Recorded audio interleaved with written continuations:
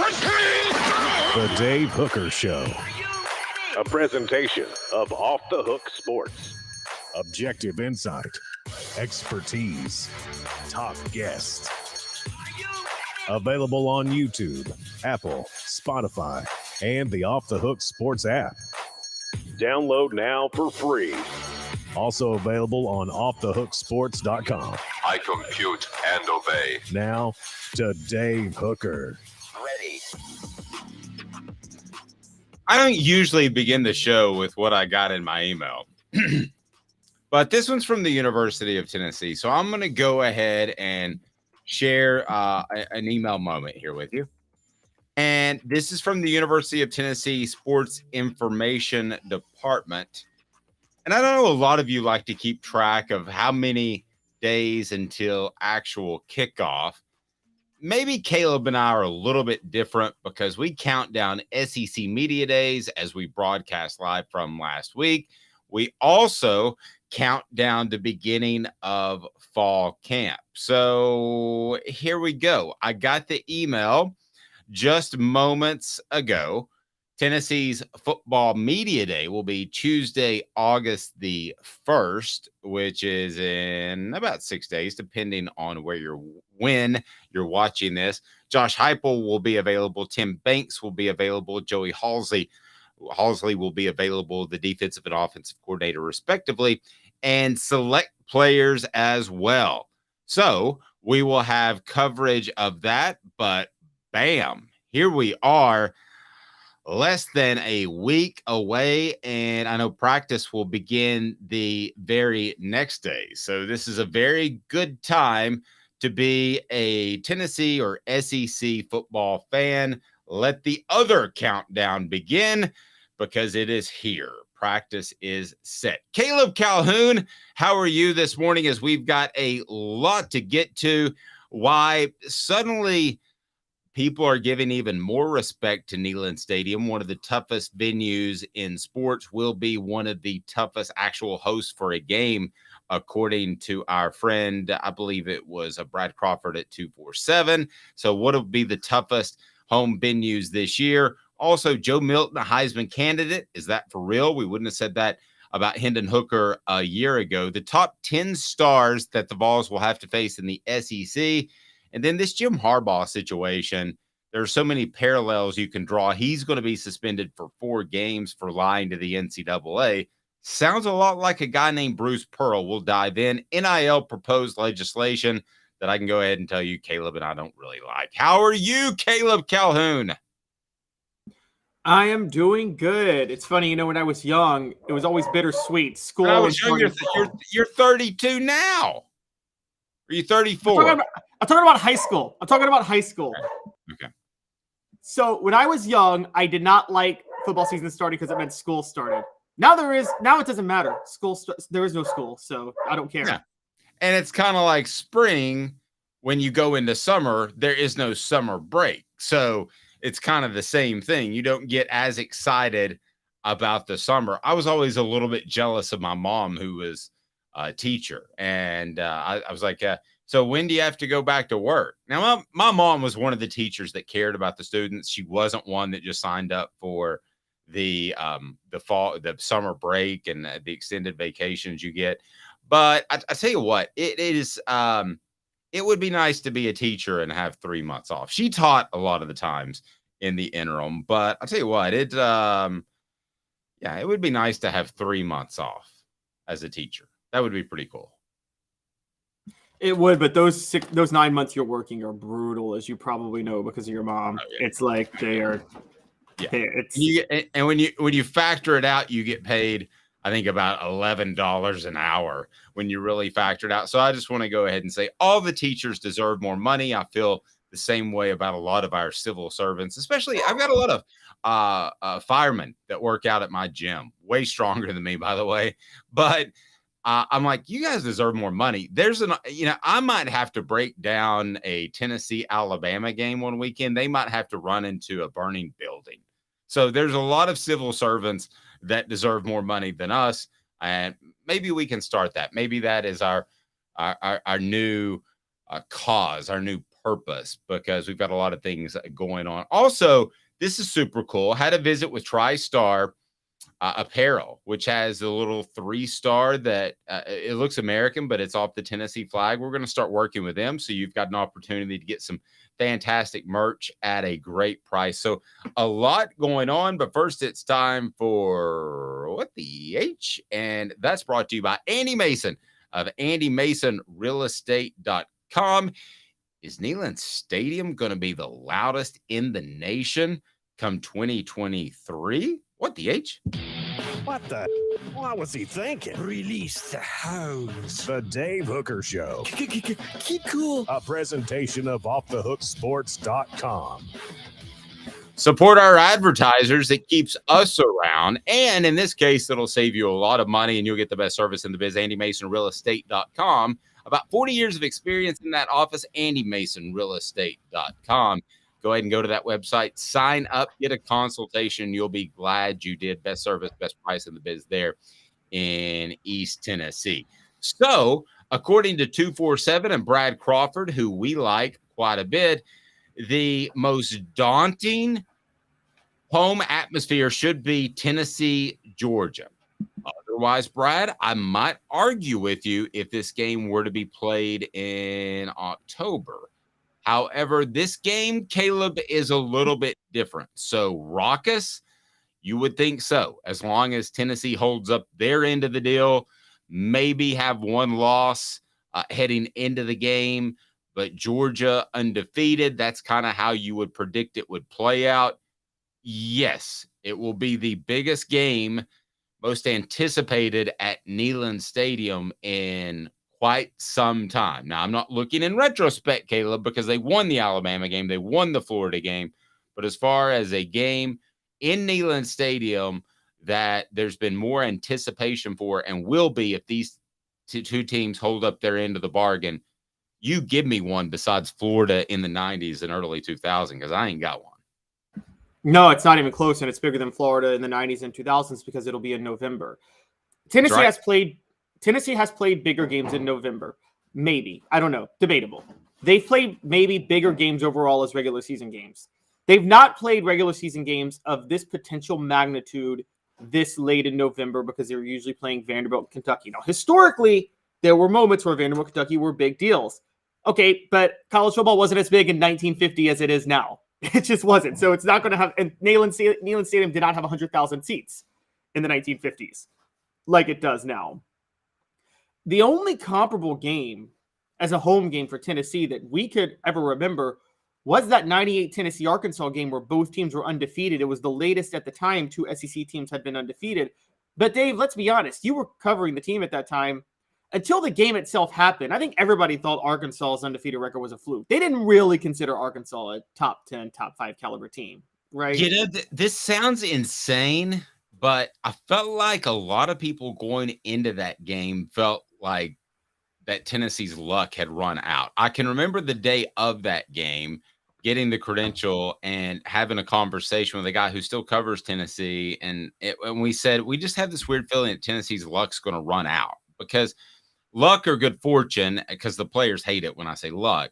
They certainly had that at Syracuse with the pass interference penalty. That was a pass interference penalty. They had some key turnovers that they forced against Florida.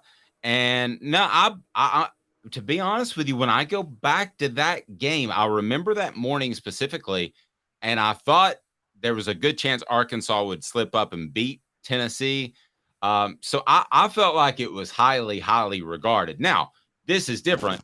This is Georgia on November the 18th, where all you've got is Vanderbilt left. So even if you lose to Alabama earlier in the season, you've still got a college football playoff berth to play for. You might have a Heisman Trophy, which we're going to get into with Joe Milton a little bit later. So it's definitely the biggest since then. But if both teams go in with one loss, I actually think it's bigger than Arkansas because I think there are two factions. Most people thought Tennessee would roll over Arkansas, but there were a few that were like, maybe this team, their luck has run out. So, but I think this is the biggest since that one and might be bigger as long as both teams roll in with a combined one loss. Oh yeah, it's absolutely bigger, largely because it's a divisional game too. It didn't at the time the Arkansas game. It didn't matter if Tennessee lost; they were still going to Atlanta. Whereas this game could decide who goes to Atlanta. And Arkansas was more. You're right. There may have been a fear that they would slip up, but a loss would have still been a slip up because no one considered Arkansas a top 5 national title contending caliber team, even though they were undefeated. Everybody thinks that was probably the best year in the past 50 years of Arkansas football without doing my research. You're right. Yeah, exactly. And everybody considers Georgia not just a national title contending team, but the team to beat to win the national title. So we're talking about, and it's a divisional game. It's a much greater magnitude. And just for good measure, it's 2 weeks later in the season than the November game, the Arkansas game was. So I think the magnitude of this November game, we have never seen Neyland Stadium like this ever. You might have seen the closest to it, Dave, for maybe, were you there in that 1990 Notre Dame game? Didn't you tell me you went to that one? I went to that as a fan. My stepdad, who I love to death, but I didn't love at the time because I was just mad because he was dating my mom. So, you don't like whoever's dating your mom. But as an olive branch, he took me to that game. That won him a lot of points.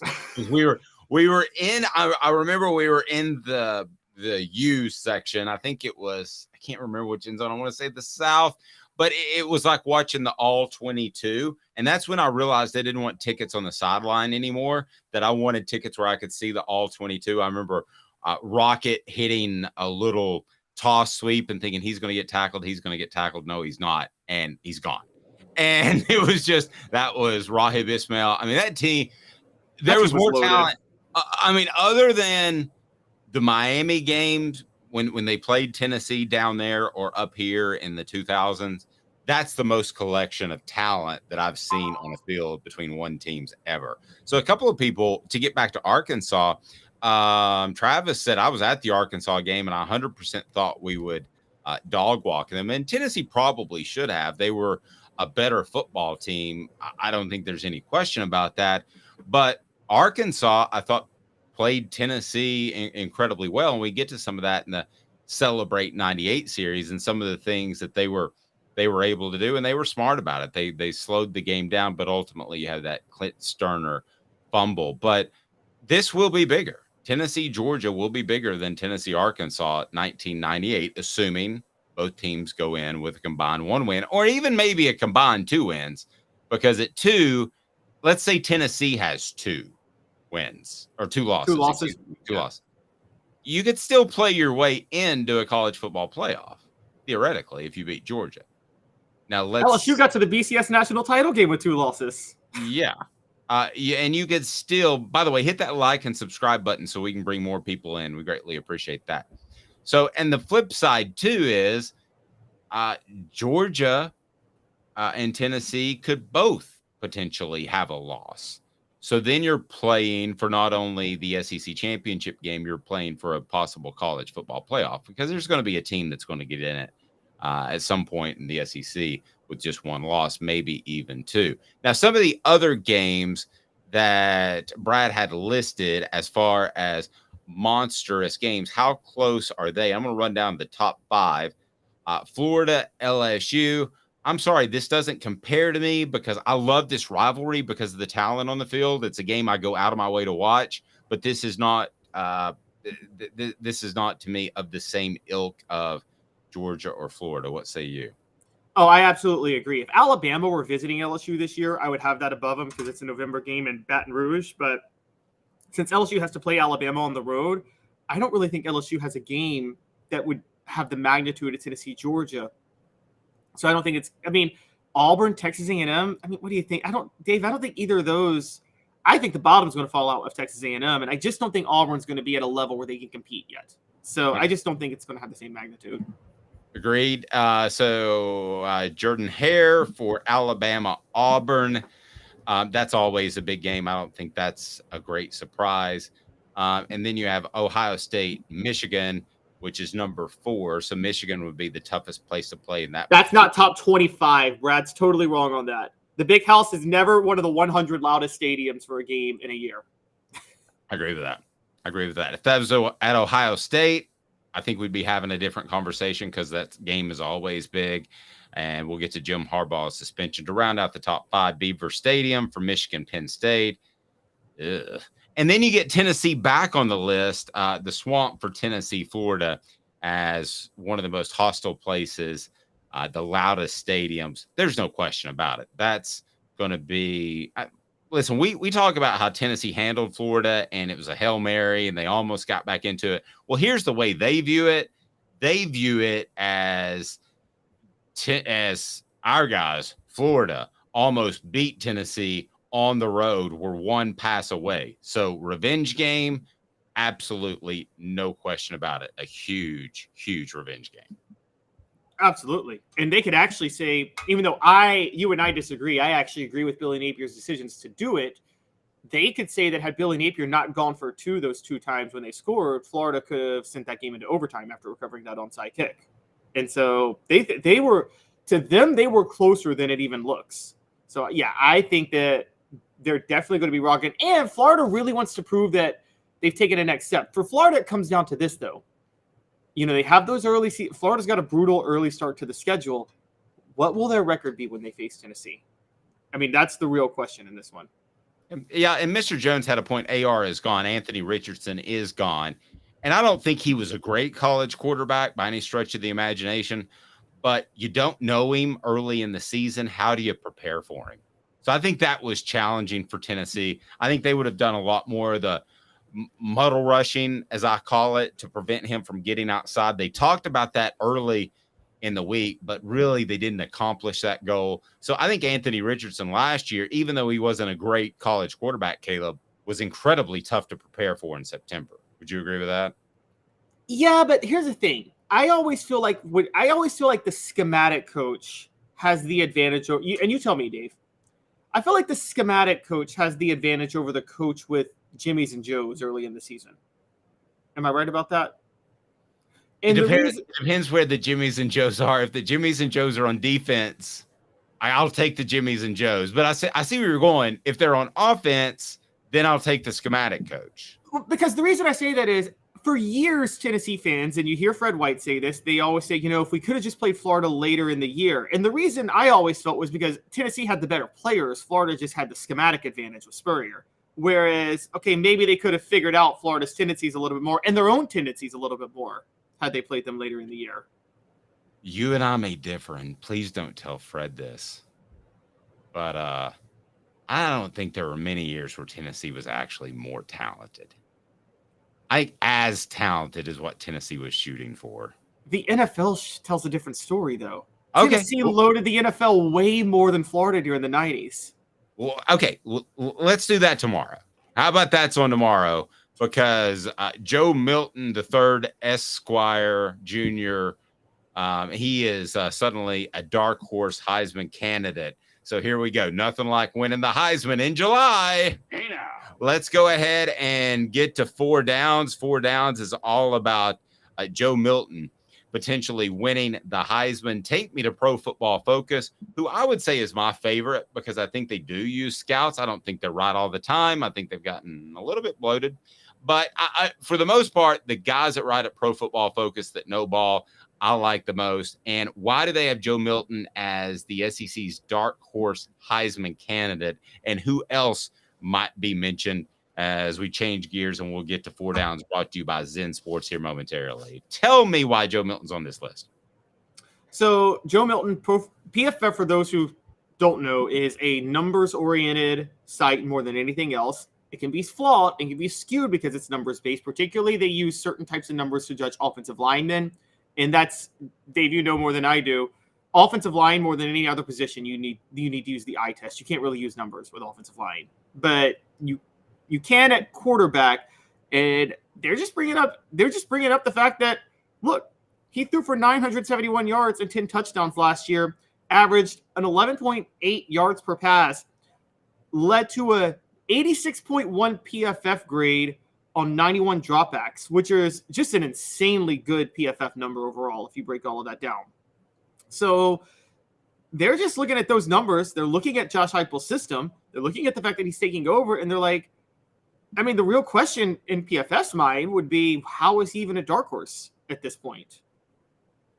Interesting. I think he's much more of a dark horse to be a top 5 pick than win the Heisman because of the tangibles, the Anthony Richardson factor, which there have been other guys that have been able to do that. So let's go 4 down. But playing Georgia in November helps because, again, amen. To circle back, no question. Playing Georgia helps. Yeah, I really hadn't thought about that till you brought it up just a couple of weeks ago. Playing Kentucky and Vanderbilt in November is all but a sledgehammer to your Heisman hopes. I mean, it just doesn't matter what you do. You can go 23 of 26, throw for 330 yards, and they're like, it's Kentucky. Back in the day, not now. It's Vanderbilt. Still. And just for a quick stat on that before you go to 4 downs, Peyton Manning's best game statistically was against Kentucky in 97. Remember that 523 yards, 5 touchdowns? His Heisman stock fell that day. Yeah. So, I like the fact that Tennessee's ending it with a more important game. And trust me, from a reporter's perspective, there have been times where you're just kind of stumbling through the season. Hit that like button, please. Subscribe. And by the way, what does Joe Milton being a Heisman candidate mean for? I'm joking. That was for you, Travis. I'm not going there. It is 4 downs, and it is now on Off the Hook. It means nothing for Nico because Joe's going to be fine, and he's going to play really, really well. I think even Travis will agree that I've come around in 6 months, and I'm now a big Joe guy. And I enjoyed the interview that I did with him over the SEC Media Days. If you didn't get to hear about that, he talked a lot about his grandmother. So it was super cool. Here we go. 4 downs is now. It's brought to you by Zen Sports. 4 downs. 4 questions. 4 answers. The Dave Hooker Show. 4 Downs. A presentation of offthehooksports.com. Joe Milton, a Heisman candidate. Sounds crazy. Would have sounded crazy 365 ago if we were talking about Hendon Hooker. And 4 downs is brought to you by Zen Sports, the new sports book in Tennessee, revolutionizing the way you earn sports betting rewards. That means no more deposit bonuses that turn into deposit nightmares. On Zen Sports, what you see is what you get with their cash rewards program. You get a lot of cash for a welcome bonus, earn an unlimited 5% cash back on your betting volume for your first 15 days when you sign up with the code HOOKED. That's right, unlimited 5% cash back. Use the promo code HOOKED. Support our advertisers, and Zen Sports is a great one. Keep betting, keep earning with up to 3% cash back on your betting volume every month after that, and refer friends to earn a percentage of their betting volume as cash rewards too. Zen Sports is bringing the cash back to Tennessee, so if you bet big on sports, you want to be betting on Zen Sports. Zen Sports betting just got better. So here we go. 4 downs brought to you by Zen Sports today, and Cooper Mays is always nice to keep track of the downs for us, even though a center doesn't really do that. We think that's what makes it funny. Cooper, before we get to first down. Cooper Mays here. Hit like and subscribe. Thank you, Coop. First down. Coop here. First down. Is Joe Milton a Heisman candidate, yay or nay? Right now. Not right now. I say nay. I say Hey now. Hey now by Hank Kingsley means I agree with you. So that's first down. Joe, Coop, let's get to second down. Cooper Mays here. Second down. Will Joe Milton be a Heisman candidate? And by Heisman candidate, I'm not talking get to New York. We'll get to that. But I'm talking be in the conversation of the top 6 to 8 guys like Hendon Hooker was throughout the season. Basically, after they beat Florida, he was somewhat in the conversation. Alabama, that was his Heisman moment. So will he be a Heisman candidate? That's a different question than is he? You see, this is a difficult one to answer because how I answer this question will have everything to do with how I'm predicting Tennessee this year, and I don't like giving away my predictions for the Vols this year. Oh, well, and you're hung up on Nico. No, I'm not. Okay. It's supposedly me. No. That's crazy. I'm telling you right now, Joe Milton will be a Heisman candidate because I don't think a lot of Florida. I think Tennessee gets that win. So you don't win a Heisman trophy in October. It just doesn't happen. But I am telling you that he will be on the list with maybe a plus 1,200 next to him, which would be 12-1 odds. He will be on that sort of list. He will not be a cutoff guy that you say plus 2,500. There's no way he can win it. So I think he will be on that list. Coop, what down are we on now? Tennessee center Cooper Mays here. Third down. All right. So answer this question. Joe Milton, and I think I know your answer because I was a little bit surprised by the last one. Joe Milton will be in the conversation for the Heisman in New York or win it. He'll be in the conversation early. He's not going to New York, and he's not winning it. Okay, you ready? You ready for this? I'm ready. Joe Milton's going to go to New York. Wow. Look at Dave over here. From Joe Milton's going to lose his starting job in January to now Joe Milton's going to be in New York. I base, you know me, and I tell you stuff off the record that I can't say publicly. Everything I've heard, everything is going incredibly well. Okay, so barring injury, I think this is a down year of quarterbacks in the SEC. Not that you have to take all SEC players to the Heisman ceremony, but I think he's going to have a better season than Spencer Rattler. I think KJ Jefferson will have an as effective season, but very different in terms of he's going to run the football a little bit more. And I think at some point that writers, whether they should or shouldn't look at the SEC and they say, who's the best quarterback? I think Joe Milton might end up being the best quarterback. We'll see what Jaden Daniels does. That to me is the primary competition at LSU. So if you take that leap of faith, if he ends up being the best quarterback in the SEC, then he's probably going to New York, right? Yeah, I mean, you hate to agree with me on this one. Why do you hate to agree with me on this one? So are you saying, because I interviewed him last week, funny enough, and he's on our show from last Tuesday, if you guys want to check it out, or I think last Wednesday. But who did you interview last week?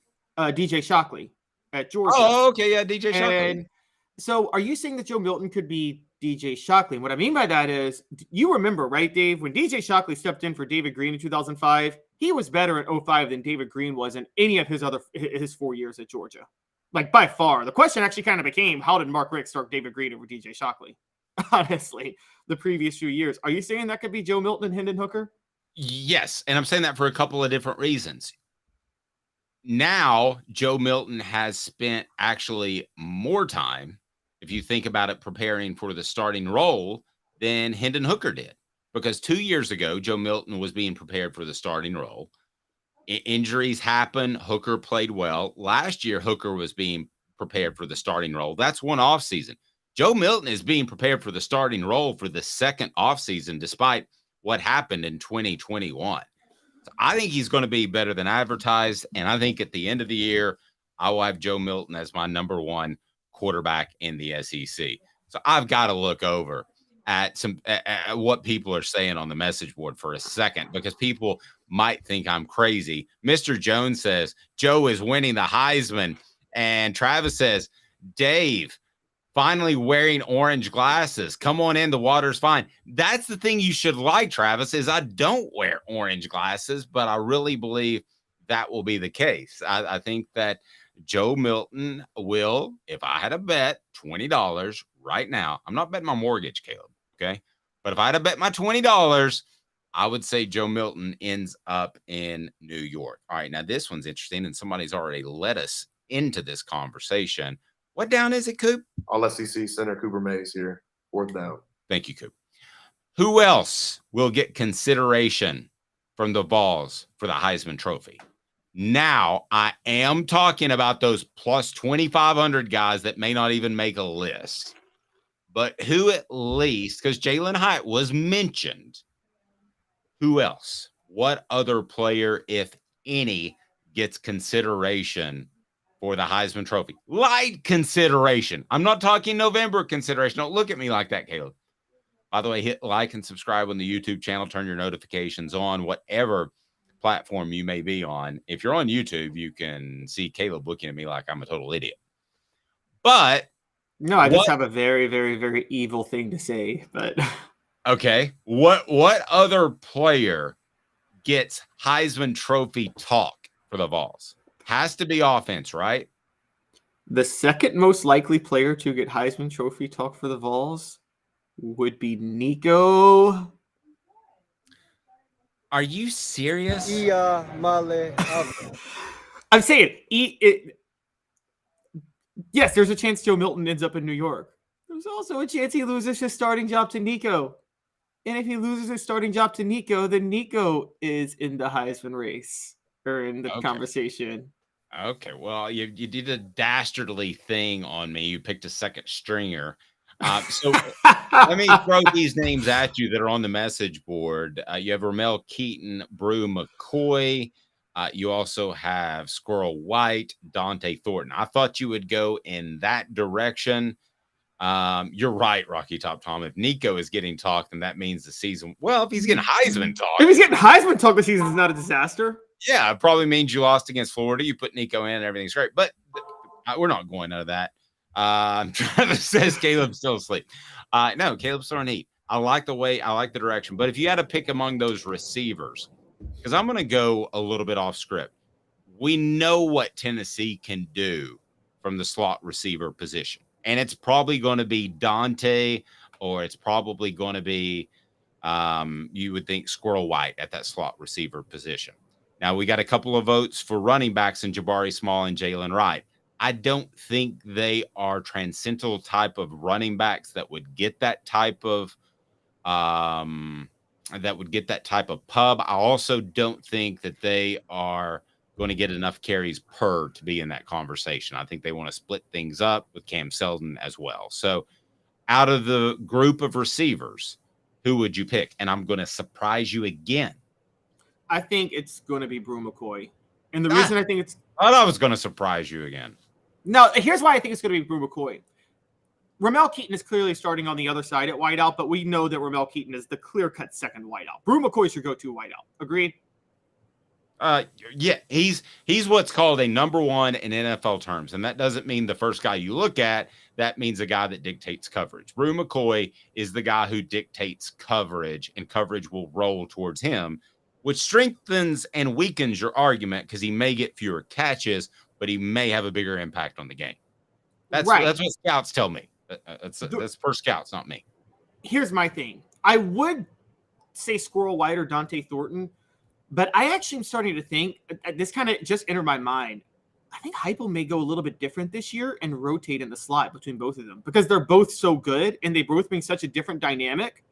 I think they're like last year, Jalen Hyatt was in the slot just regularly all year.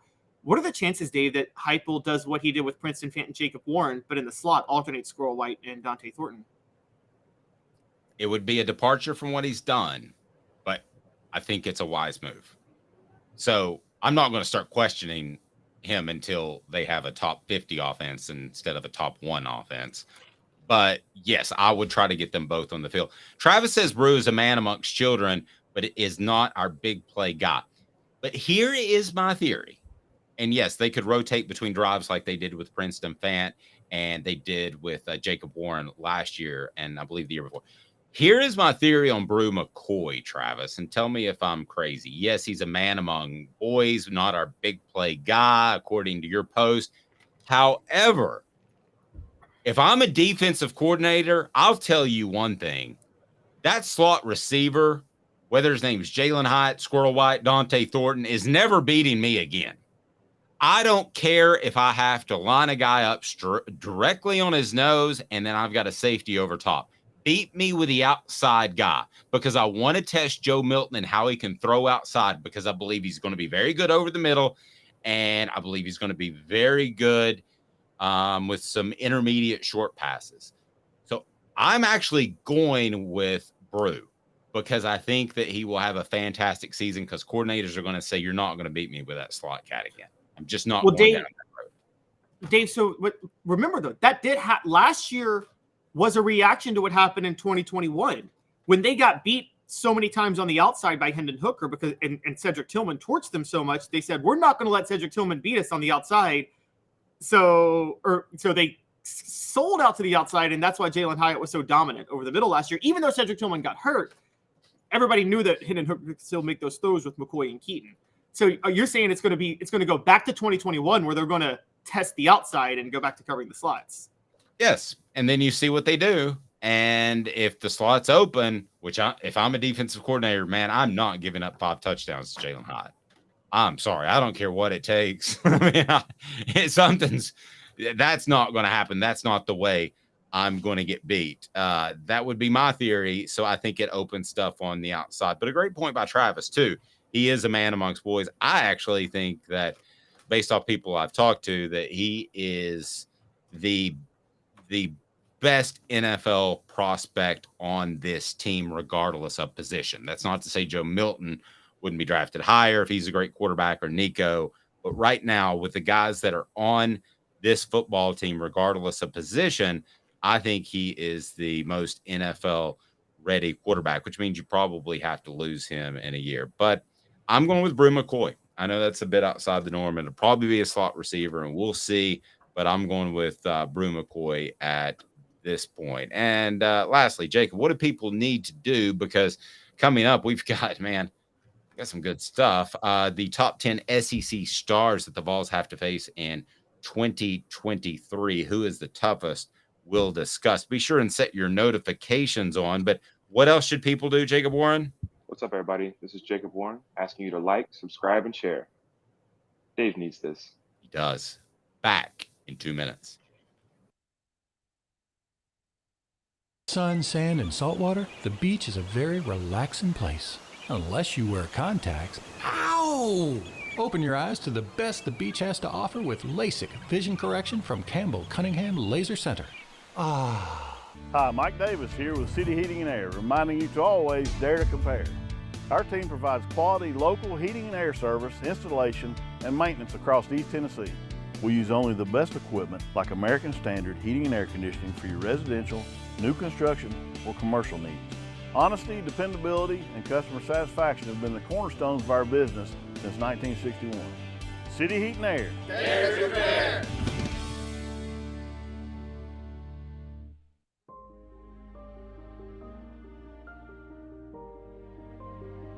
Our family has been creating one-of-a-kind pieces of jewelry in West Knoxville since 1986. Each piece is a combination of unique processes that bring your idea to life. Every day in our shop, a truly special item with a story all its own is being manufactured in our facility, bringing the history and family sentiment into a whole new generation of life. We're grateful that you chose us to be Knoxville's best jeweler, a title that we value and respect. Because to me, being a jeweler and owning a jewelry store are not the same thing. I'm Rick Terry. I'm a jeweler, and we want to be your jeweler. Kingston Pike and Campbell Station Road in the heart of Farragut, and downtown on Gay Street right next to the Tennessee Theater. When you want a hard cider that's easy to enjoy, one that's crafted to perfection, you need Tennessee Cider Company. Some say it's the signature cider of the South. Others say it's the cure to your craving. They all say you'll savor every sip.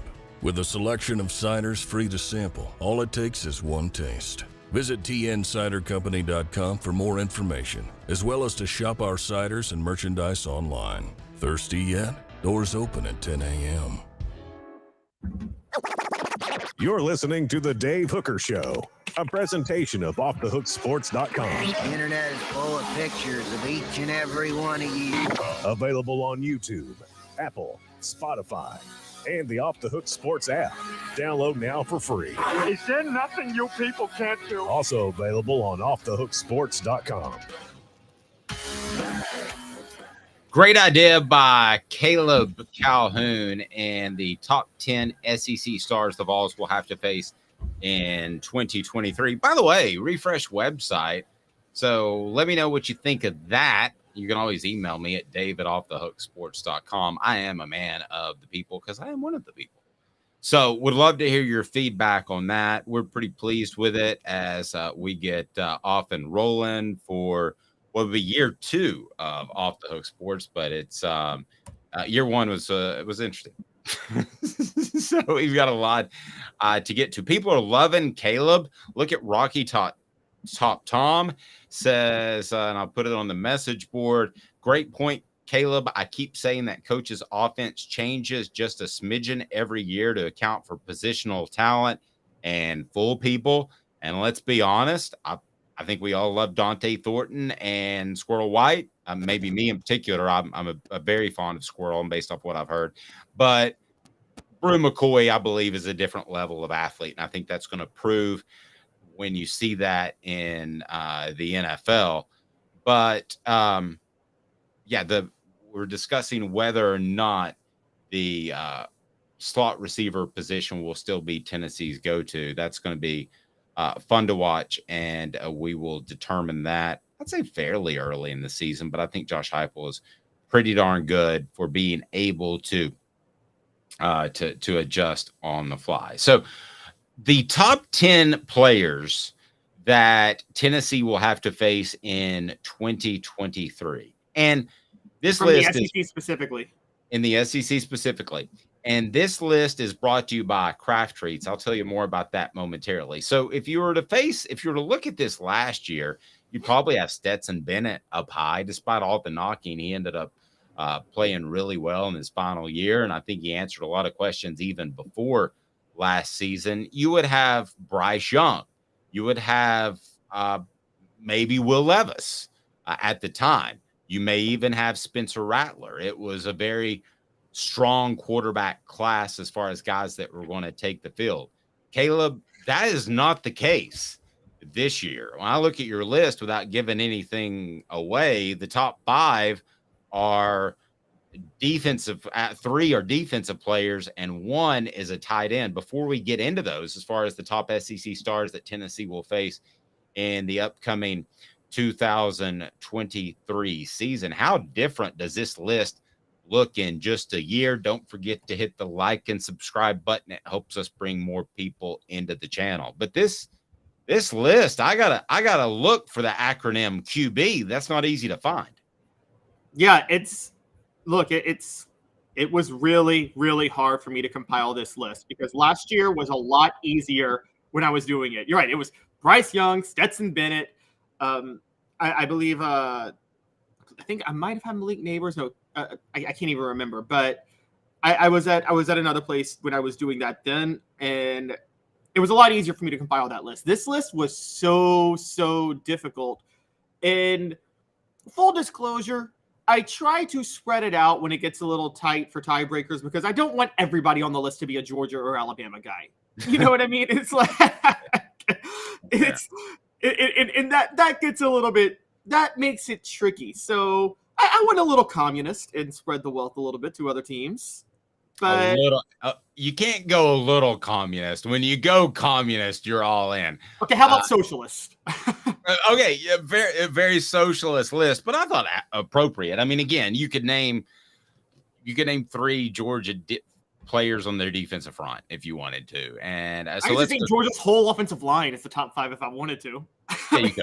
So what player concerns you the most? I don't want to say scares you the most. Go ahead and fill it in on the message board. And Mr. Jones said stepson Bennett, which reminds me of the redheaded stepchild, which I've become aware that I'm not anymore. If you go up and ask somebody my hair color, they say blonde. Caleb, we discussed this on SEC Media Days. So tell me on the message board, is my hair red or blonde, which means white? And let me get your thoughts on that. But in particular, what player concerns you the most? What SEC player concerns you the most on Tennessee's schedule? So let's start from the top and work our way down. Ainias Smith, running back, Texas A&M. Ooh, doesn't jump off the page, but you're right. Yeah, he was hurt last year, and people forget this, but he had over 500 total yards. He had over 500 yards rushing his first 2 years. He had over 800 yards from scrimmage in 2020, and he was a punt return specialist, averaging over 11 yards a punt return, running one back for a touchdown 2 years ago. If he's fully healthy, I mean, he could be like their Alvin Kamara. So just watch out. All right, linebacker, Missouri, Tyron in the hopper. Should have been a first-team All-SEC guy. 13.5 tackles for a loss. There's questions about Missouri's defense and their team as a whole, but he is not one of those questions. And he has better hair than Eli Drinkwitz. Princely Human Milan. I did my best. Florida, defensive lineman. You say he should have been preseason first-team All-SEC. Yeah, I think the best all-around defensive lineman in the SEC. I mean, he's about 260, but he can line up in the middle if necessary sometimes, and he can play on the end in a 3-4. And I mean, we're talking 9.5 tackles for loss, 2 forced fumbles, 4.5 sacks. And honestly, Dave, you know this, when you're playing up front, 39 tackles is a lot of tackles. That's making a lot of plays. No doubt. All right. And I love my guy, Caleb, because he goes an offensive lineman from Alabama, and he respects the offensive line play, which a lot of people his age and that Gen Y or whatever he does, whatever he is, they don't respect that. But J.C. Latham is every bit as important to Alabama as Darnell Wright was last year. I mean, he is a guy who's going to be able to open up holes at right tackle.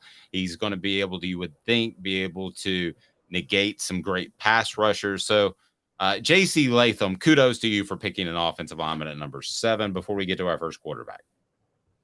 Yeah, and J.C. Latham was at SEC Media Days last week, and that speaks a lot about Nick. That always says something when a coach brings an offensive lineman to SEC Media Days.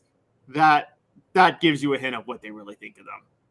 Yeah, and I was talking to a scout last year, not to get sidetracked, about Darnell Wright, and I was thinking, yeah, Darnell Wright would have been good at this thing last year, but they did bring Trey Flowers, and I thought they should have. That was their defensive player, and then they brought Hooker, and they brought Cedric Tillman.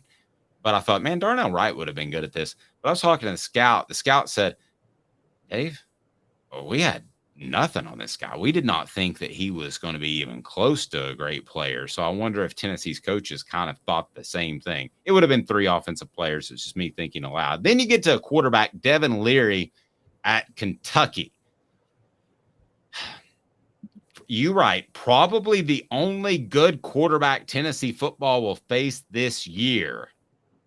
Well, that seems to say a lot, but I tend to agree with you because the quarterback class in the SEC is just down.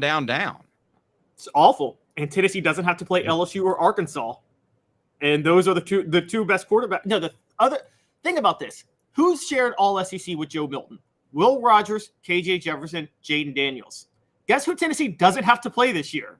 Mississippi State, Arkansas, or LSU. So, I mean, they just completely avoid all the good quarterbacks in the SEC. And Devin Leary, look, homeboy threw for 3,500 yards, 35 touchdowns, and just 5 interceptions a couple of years ago. And I know that's in the ACC, but quite honestly, that's still pretty darn impressive. We were talking about him before we were talking about Drake May. And now, by the way, Liam Cohen is back at Kentucky. I keep saying this. That's the most schools that got new offensive coordinators at Tennessee this year, in the SEC this year, made bad hires. Kentucky made a good one. Liam Cohen's a dangerous OC. Yeah, I like how you say Devin Leary, your homeboy, because a lot of people don't know that Caleb and Devin are distant cousins. All right, let's get into the top 5. We have Antoine Wells, junior wide receiver at South Carolina. James Dumas Johnson, I don't want to pronounce it the other way, linebacker, Georgia. And then I'm going to tell you who I would have in the top 3.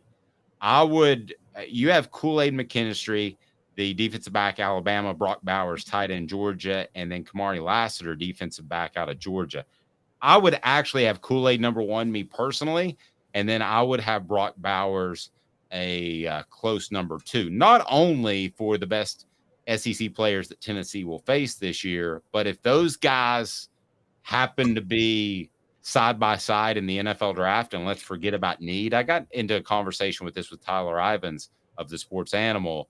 Who are you taking, McKinstry or Bowers?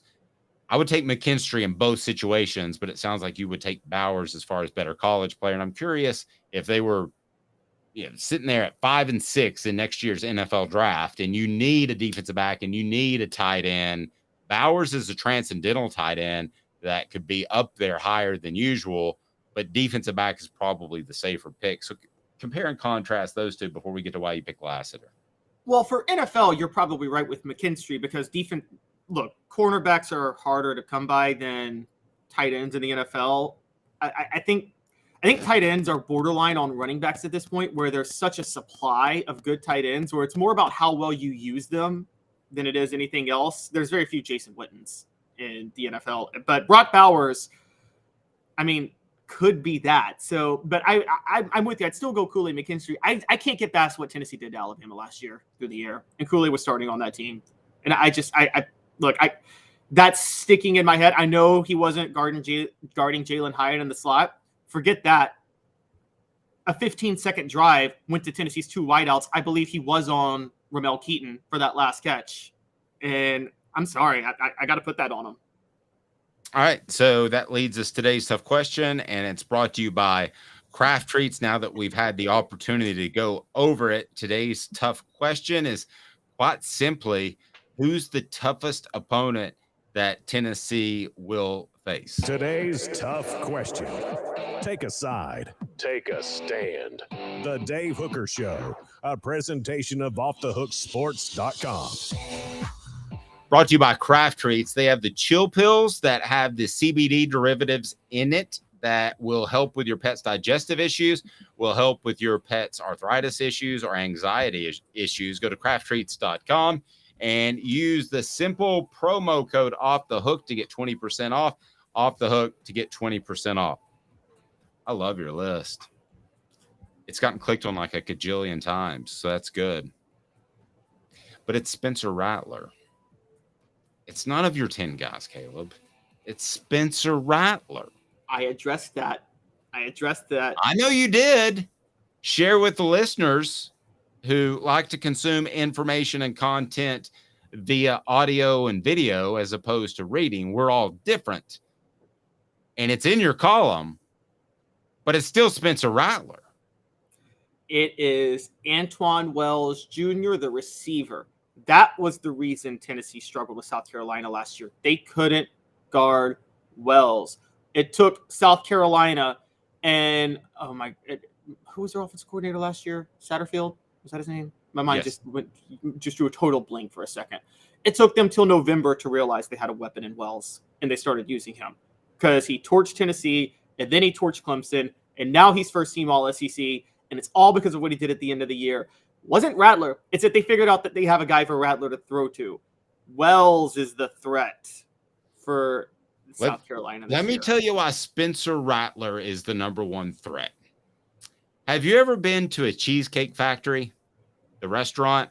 Yeah, there's way too many things to order at a Cheesecake Factory. Way too many. It takes 30 minutes to get through the appetizer section. They tried to do too many things with Spencer Rattler this year. I've already been told by a really good source in South Carolina, they're going to dumb this thing down. It's going to be a lot easier. They now know what he does well. Now, if I'm South Carolina fan, I'm looking at Shane Beamer and I'm saying, why didn't you figure that out earlier in the season? I think it's an indictment of his coaching. I was also told by a really good source in South Carolina that he would love the Oklahoma job. Just saying. Okay, but let's start, and that's no joke. But let's start with how they mishandled Spencer Rattler and how they handled him towards the end. And they handled him a lot better. They did things that were a lot more simple. So instead of going to the Cheesecake Factory where the menu is way too big, they're going to go to what I like to drop into every once in a while, the taco carts. So we have frequently in my area, we have tornado issues. So the taco carts will show up to feed the workers who come in from all over the country to rebuild homes and take down trees and that sort of thing. So there is a taco cart that is on the way from the gym to my house that I can stop in and I can get 3 tacos for like $8. Well, there's not a lot of choices in those tacos. There's chicken, beef, and shrimp. Bingo. That's what they're going to do with Spencer Rattler. He is going to ride the taco cart to success, or he's going to fail miserably again because he's got the Cheesecake Factory menu in front of him. And I think he'll have the taco cart menu. That's why he's number one. Hit like and subscribe. There's a gigantic flaw in your argument. You just can't get analysis like that. We're talking food. We're talking lunch. Click like and subscribe. I'll give you your chance, but I'm 100% right. But here you go, Caleb. What is your take on that? Taco cart Rattler. South Carolina's. Travis, give me a little bit of credit. That is a pretty good analogy. He had the Cheesecake Factory initially, and it was too much for the entire offense to handle. They're going to dumb it down. That's what they did against Tennessee and Clemson. Or it's like because Jaru and I went there last week during SEC Media Days. It's like Raising Cane's. You can only order chicken basically. But I see your point. All right, here's the flaw. They brought in Dowell Gaines as offensive coordinator. And guess what? I have the unique distinction of being a Titans fan and having been tortured by his stupidity. This is a guy that chose not to bring in Peyton Manning in 2012 because he felt Jake Locker could pick up complexities as quickly as Peyton Manning could. And then he opened up the offense for Jake Locker when he had Chris Johnson as his running back instead of simplifying it. And Jake Locker was a disaster. And that's what's going to happen with South Carolina this year because Dowell Gaines thinks everybody can handle the most complex. It's going to be like how Randy Sanders thought Eric Gaines could just handle everything Peyton Manning could in 2005 and threw the entire playbook at him. That's what last year was to Spencer Rattler to me. I think it's going to be different this year. And if I'm wrong, if they throw everything at him, then everything I said is moot. You were probably right. You were probably right about Rattler. But they did not hire the offensive coordinator who would do that. They hired an offensive coordinator who is dumb as a box of rocks and thinks everybody around him can handle anything. And so, I mean, it's dumb as a box of rocks and go kick rocks are two of my favorite sayings. And I'm sorry. I know I need to dial back, but I take my feelings on Gaines personally because he was so bad as the Titans OC. So transcendently, horrifically bad. Okay. Here's why I am madder than darn it if I'm Bruce Pearl today at the end of July when I'm about to start having my 3-on-3 workouts and football takes center stage. So Jim Harbaugh gets a 4-game suspension for lying to the NCAA.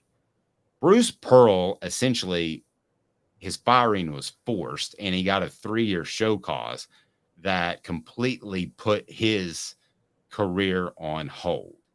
So Jim Harbaugh explained to those that don't know how he lied to the NCAA. Yes. So Jim Harbaugh lied to the NCAA about a violation, a recruiting violation in 2021. It was a rules violation. It had to deal with recruiting during the COVID dead period. Something that very similar to Bruce Pearl was the most minor violation, and had he just come clean, it wouldn't have been a big deal. But he did. It's always the cover up, going back to Nixon, isn't it? Going back to Nixon, always the cover up. For me, it was I did not have. Okay, sorry. But anyway, so it's a very minor infraction. He lies to the NCAA. That's it for me. He's fired. Okay. If I'm Michigan, you lie to the NCAA, that's your governing body, or you lie to me, you're fired. Same thing with players. If you lie to me, you're pretty much gone. Is there a rare exception where you could be like an incredible player and it's a gray area? Yeah. But for the most part, you lie to me, you're gone. That's always been my stance on that. So I have no problem with Bruce Pearl as much as I love him and I had a great relationship with him and I wanted him to stay at UT, but he lied to UT on multiple instances. He lied to the NCAA at least once, quite possibly twice. That to me is a very fireable offense. So to get a 4-game suspension is nothing close to putting your career on hold for basically 4 years. He should have gotten something even worse, in my opinion, because I think lying is, in these situations, unforgivable. Jim Harbaugh would not be my football coach if I'm the athletic director at Michigan. You just can't lie in these situations. And Tennessee has proven that. They came clean and they were honest, and the NCAA took it easy on them.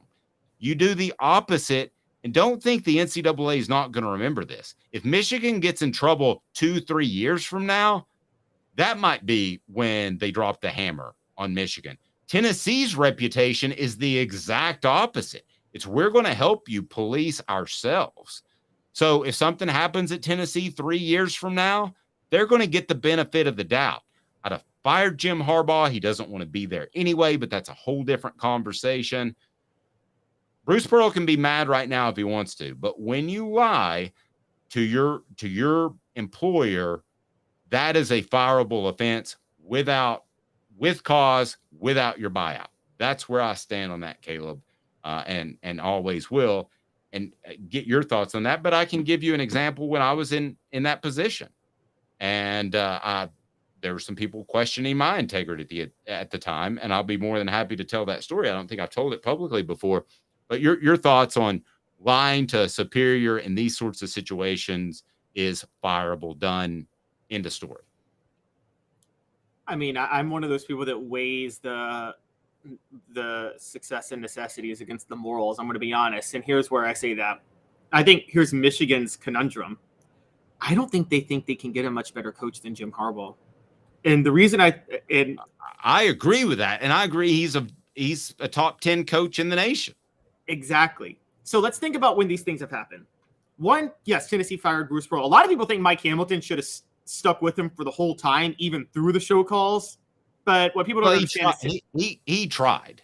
Remember they had that press conference where he was going to be suspended for 6 games, and then the NCAA said, "Hey, I'm going to make a phone call to Mike." Yeah, exactly. And also remember, Tennessee was under. Here was the real thing. Football's the engine that drives the train. Tennessee was under an NCAA investigation for football violations at that same moment. You can't thumb your nose at the NCAA to save your basketball program when your football program is on thin ice. That you just can't do that. But and then another similar situation that happened around that same time. Let's give a comparison. Remember Jim Tressel lying to Ohio State about the covering up the players? Can't lie. But I'm going to tell you this right now. I'm going to tell you why Ohio State fired Jim Tressel and Michigan didn't fire Jim Harbaugh. Dave, you and I both know Ohio State had a secret deal with Urban Meyer to hire him a year later, and Luke Fickell was undercut that whole entire season he was coaching Ohio State. He had absolutely no support because he knew that he was going to be the same way Bill Battle knew he was going to be pushed out midway through 1976. Luke Fickell knew that he was going to be pushed out no matter what happened because they wanted Urban Meyer, and Urban Meyer was undercutting him at every single turn. And that's why they were willing to fire Jim Tressel, because Urban Meyer was on the open market. Michigan doesn't have an Urban Meyer on the open market right now.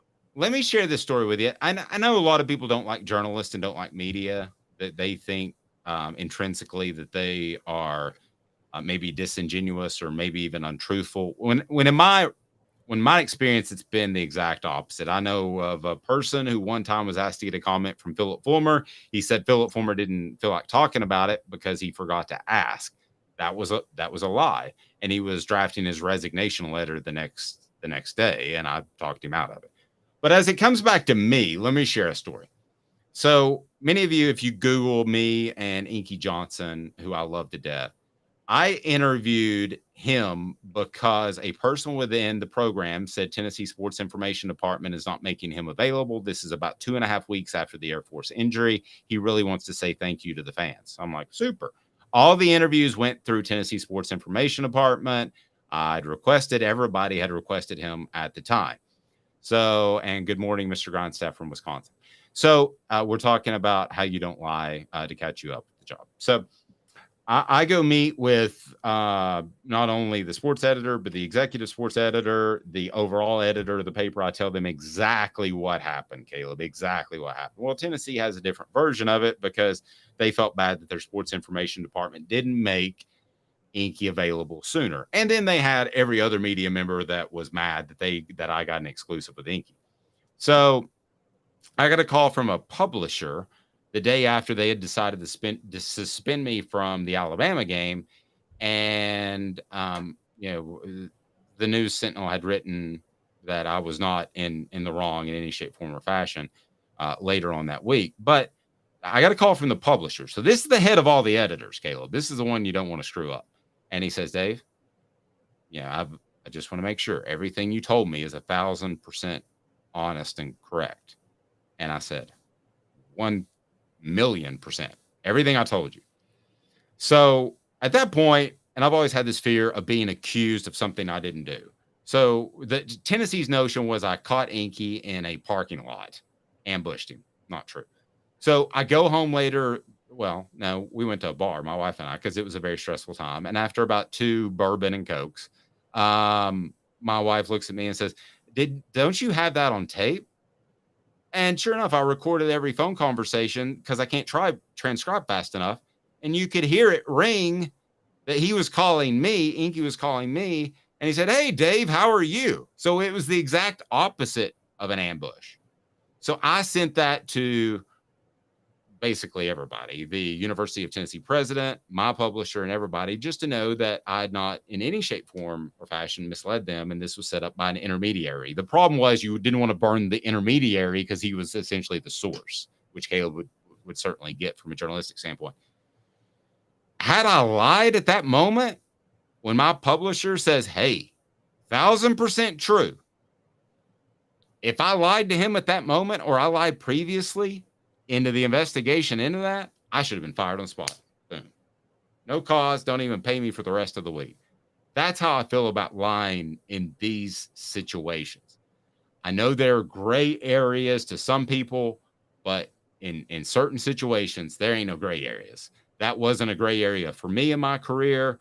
Jim Harbaugh or Bruce Pearl lying to the governing body, the SEC or the NCAA or both, or your immediate supervisor, the athletic director, is absolutely unforgivable. And I love Bruce to death. And if he sees this, Bruce, I love you. But I understand why the university had to do what it had to do. And I will tell you right now that Jim Harbaugh is not my head coach if I'm at the University of Michigan. I understand that. I mean, I totally understand that. And theoretically, from a moral perspective, you're right. And Michigan could probably, I mean, even let's take even the moral side out of it. They might be able to save themselves a headache because given the fact that, like you said, Jim Harbaugh is looking to leave every year anyway, I know they don't think they can find a better head coach, but like, do you really want a head coach who has this violation, suspended 4 games, and you know the second he gets an offer, he's out, he's gone, and he's gone to the NFL and begged for a job. So I could make a strong, pragmatic argument that you're looking for an excuse to move on. Right, exactly. You should be looking at this as like, holy goodness, he just opened this up. I don't have to pay him the buyout. Cruise on out. I don't know who you hire in place of him, but I hate that question. If you're a proud university that has a foundation, you don't say, well, who can we get? Is that what people said when the Jeremy Pruitt stuff was going down? Well, you happened to go out and make a great hire because you had a great athletic director. I hate that term. Well, who can we get? Well, great. Yes. That's something that Kansas should say. Maybe Michigan doesn't have fit in Michigan. Actually, I mean, Kansas made a great hire late too after firing Les Miles. They landed Lance Leipold out of nowhere. But maybe with Michigan, they're having this thought that maybe they don't have confidence in themselves as athletic directors, because sometimes athletic directors make good hires but got lucky. Rest in peace, Mal Moore. That was the luckiest hire in the world. Nick Saban just happened to be available, and the boosters gave him all the money in the world to go get Nick Saban. Remember, he wanted Rich Rodriguez first. And he also wanted Greg Schiano first. And he couldn't get either of them. And then I think he was. I always wondered about that. Did he really want them, or did he did make overtures? Did he make overtures because he didn't think he could get Nick Saban? That's something I'd like to, the boosters basically told Mal Moore, come back with Nick Saban or don't come back. that's basically what they Right. I do believe that happened at the end, but did he really make a run? I think he did make a run at Rodriguez. I'm not sure that he made a real run at Schiano.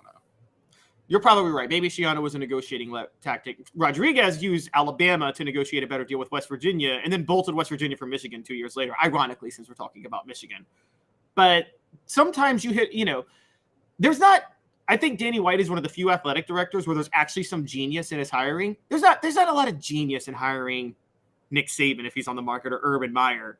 There's not, the same way with Jerry West is considered a great GM in the NBA. There's not a lot of genius in signing Shaq. There's genius in drafting Kobe. There's no genius in signing Shaq. He wants to go to LA. You open up the checkbook for Shaq in his prime. Yeah, pretty good. Why the new NIL rules could certainly affect Tennessee, and I believe they will. But on the flip side, why this whole NIL thing isn't going to get resolved anytime soon, and the Vols are going to benefit greatly off that. I'm going to tell you why right after this. 2 minutes. Caleb Calhoun, I'm Dave Hooker. Family has been creating jewelry since 1986, each piece unique with a story all its own. I'm Rick Terry with Rick Terry Jewelry Designs. I'm a jeweler, and I want to be your jeweler. We're grateful that you chose us to be Knoxville's best jeweler. My family and staff look forward to serving you. So please come see us. Kingston Pike and Campbell Station Road in the heart of Farragut, and downtown on Gay Street, right next to the Tennessee Theater. Hi, Mike Davis here with City Heating and Air, reminding you to always dare to compare. Our team provides quality local heating and air service, installation, and maintenance across East Tennessee. We use only the best equipment like American Standard heating and air conditioning for your residential, new construction, or commercial needs. Honesty, dependability, and customer satisfaction have been the cornerstones of our business since 1961. City Heat and Air. Dare to compare. With all that sun, sand, and salt water, the beach is a very relaxing place. Unless you wear contacts. Ow! Open your eyes to the best the beach has to offer with LASIK vision correction from Campbell Cunningham Laser Center. Ah. Do you want to own the more that owns every job? Then get to Vassy Lawn and Garden in Cleveland and get you a Toro. I'm David Vassy, here to talk to you about Toro.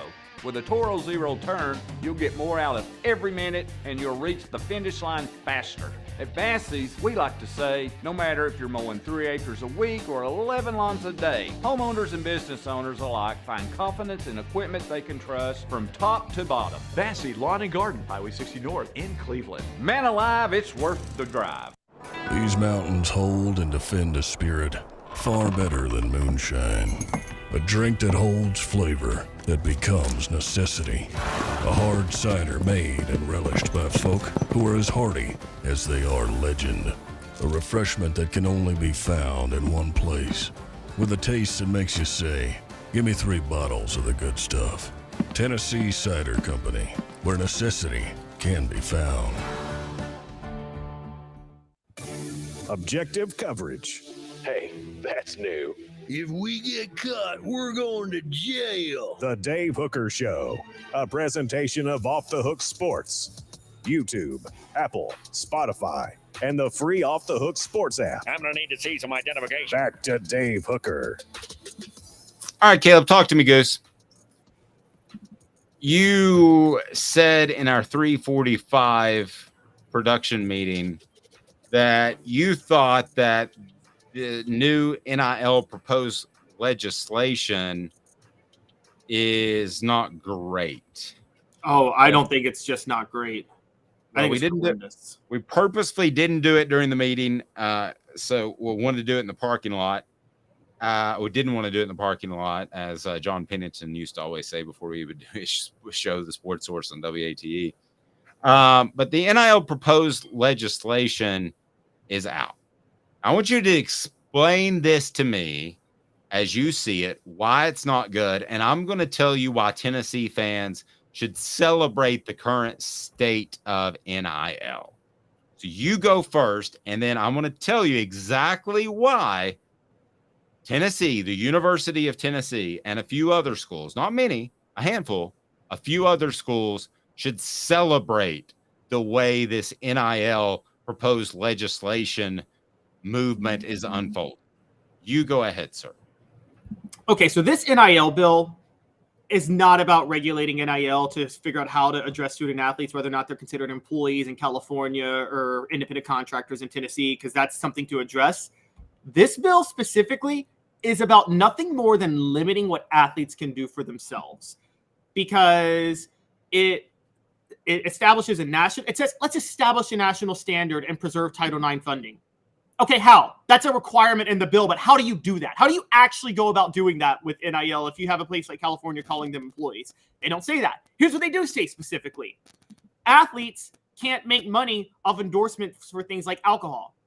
Well, if they're 21, why can't they? Who cares if they're 21? Neyland Stadium sells alcohol now. And you're telling me a 21-year-old on the team can't make an endorsement with a beer company for that? I would agree with that. I do know that they can't because I've tried. So, okay, but here's another one. No, but I do agree with what you said. I have no problem. Now, what about, before I get you sidetracked, what about gambling? Because I've asked that question before too.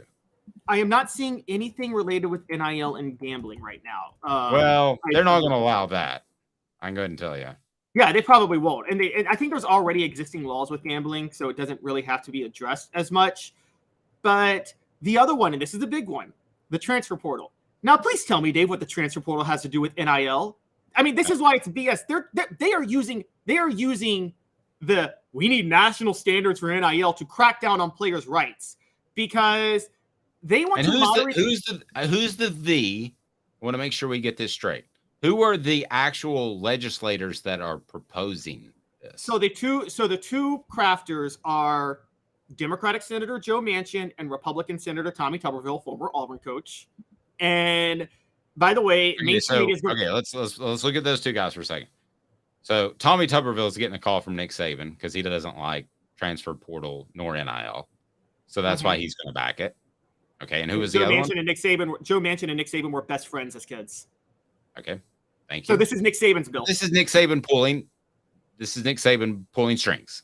Yes, this is Saban's bill, and mainstream media is going to love it because mainstream media doesn't look at the quality of bills. If it's bipartisan, they love it. They don't even care about what's in it. They're like, "Oh, bipartisanship, we love bipartisanship," and that's what they're going to do with this. And so they are going to moderate the transfer portal by requiring student athletes to complete their first 3 years of academic eligibility before transferring without a penalty. Now, are you kidding me? This is just bringing back the old rules. They are putting their own feelings on players having too much power into this bill that has nothing to do with creating a national standard for NIL. And it's a terrible bill because of it. They're just trying to transfer power and money back from the players into the hands of coaches and administrators. That's all they're wanting to do. I agree. And Tennessee is in a great spot. Why? Because none of this is going to happen. Not anytime soon. And you and I talked about it, and I talked about it with someone else at SEC Media Days. It may have been Greg Sankey, but I'm like, Commissioner, I mean, they've got a lot. It was Greg Sankey. I was like, well, this just in. Congress has a lot going on with an economy, and there's this Ukraine thing, and where do you possibly fall on the list? And as nice as he could say it, he was not real high. Not real high right now. And there are a lot of other things that are going to be higher on the list. So this actually got uncovered. And I think we are the only ones that talked about this a year ago in Off the Hook Sports. I asked Greg Sankey, I said, what kind of time frame are you looking at? And he goes, well, you got the midterm elections coming up. Well, I mean, that was last year. Okay. And then he said, you have the presidential elections coming up. Well, that's 2024. None of this is getting passed anytime soon. None of this is going to happen anytime soon. If you like to sit back and wait and read about proposals, then fine. We can all do that, and we can address what's fair and what's not. But the fact is, nothing is going to change anytime soon. And as long as it doesn't, then Tennessee's in the catbird seat. Let's say something goes wrong with Spire, which I'm not implying it will be. Somebody else will fill that void. The only thing that could affect what Tennessee is doing right now in NIL is if Congress puts down these type of laws, which based off the ones you gave me sound very illegal. And based off the timeline, Josh Heupel could win a Super Bowl for the Rams by the time this stuff gets passed. He could be only the third coach ever to win fourth coach to win a national championship and a Super Bowl. I mean, this is not going to happen within 3, 4, or possibly even 5 years. So if I'm Tennessee, I'm like, yay. Like the Joker. Sometimes you just want to sit back and watch the world burn. You love anarchy. You love chaos. Hope this stuff just goes on for the rest of the 2020s, because right now you're in front of the game and the game is being reworked. But right now you're in front of it. So let it be reworked. You're not facing any possible penalties because you're not breaking any laws unless they do something incredibly stupid, which I don't think Josh Heupel and the Spire Group would do. Keep rolling, brother. If you're a Tennessee fan, every time you hear new proposed legislation for NIL, that means somebody else like Tommy Tuberville or Nick Saban's best childhood friend is trying to make a name for themselves, and it really means nothing. Until you see Greg Sankey sitting in a congressional hearing, and I'm sorry, the Major League Baseball steroid issue was bigger than this, and it took months for them to get in there. Until you see Greg Sankey and other commissioners in a congressional hearing, this ain't going anywhere. Anywhere. And also, isn't there kind of technically a free speech issue? Because we've now, based on Supreme Court rulings in the past, you can't limit advertisements, for instance, if it violates the First Amendment. Well, if you're going to limit advertisements with players, there's kind of a First Amendment violation there at that point. And so there's so many issues that they can't figure out. And here's my theory on this, Dave. I'm a follow the money type of guy. I believe a lot of boosters are billionaires. They are the people that fund Congress. Let's be honest. Congress is run by the billionaire class who funds these politicians. They make all the rules and they use the politicians as a vessel to do it. I think a lot of billionaires want to support their program, but they don't want to get into an arms race with other programs. And Tennessee is out ahead of the arms race. You're right. Tennessee's billionaires, they will throw any money they can to win a game on Saturday. They don't care. And I can guarantee you that if Alabama loses Nick Saban, if he retires, Alabama doesn't want to get in the NIL race. They don't really have to right now. They can pay their players once they show up and promise them that, hey, you're tripping over nickels to get millions, which is John Calipari saying, and that means they'll get you best prepared for the NFL. So that's still a stronger argument than short-term cash for anybody that has any sense. So you're still going to get some money at Alabama, but you're probably not going to be in a Nico situation where you get family, generational changing money unless you've proven yourself, which I think most people would agree is a better way to go. But can you legislate that? H-E to the double L, no. Well, and that's the thing. These boosters want this legislation to save themselves from themselves. The same way, this in the NFL, the only reason a hard cap exists is to protect the owners from themselves. They want to make sure that they're not stuck making a stupid decision. The same thing with this NIL. The boosters want to be protected from themselves because they don't want to have to get into an arms race with Spire Sports or whatever the one is in Miami. And I say, if you don't want to get into an arms race, tough break. Get into an arms race or watch your program fall behind. That's the way I look at it. You know what I'm going to do? I'm going to text, since we're done here, I'm going to text Heath Schuler and get him to join us. And not only was he a great quarterback, he was a senator that I guess he was a congressman, right? So he was a congressman that, in my opinion, cared about the truth more than being aligned with a side.